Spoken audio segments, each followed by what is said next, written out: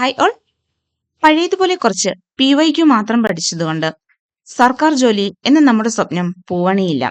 മറിച്ച് PSCയുടെ ട്രെൻഡ് അറിഞ്ഞ് പൾസ് അറിഞ്ഞ് പഠിച്ചാൽ നമ്മുടെ സ്വപ്നം തീർച്ചയായും സഫലമാകും. അതുപോലത്തെ ഒരു ട്രെൻഡിങ് ക്വസ്റ്റ്യനുമായാണ് ഞാൻ ഇന്ന് നിങ്ങളുടെ മുമ്പിൽ എത്തിയിരിക്കുന്നത്.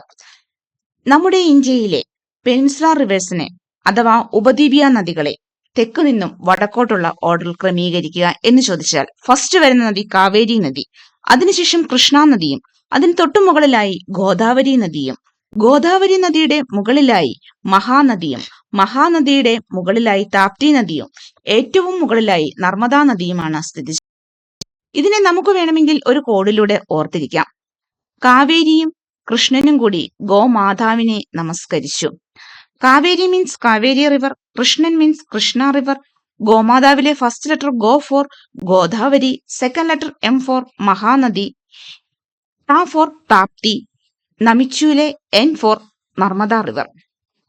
ഓക്കെ, ഇതുപോലുള്ള PSC ടിപ്പുകൾക്കും ട്രിക്കുകൾക്കും ഞങ്ങളെ ഫോളോ ചെയ്യുക, അതോടൊപ്പം സബ്സ്ക്രൈബ് ചെയ്യുകയും ചെയ്യുക. Okay, see you again. Thank U.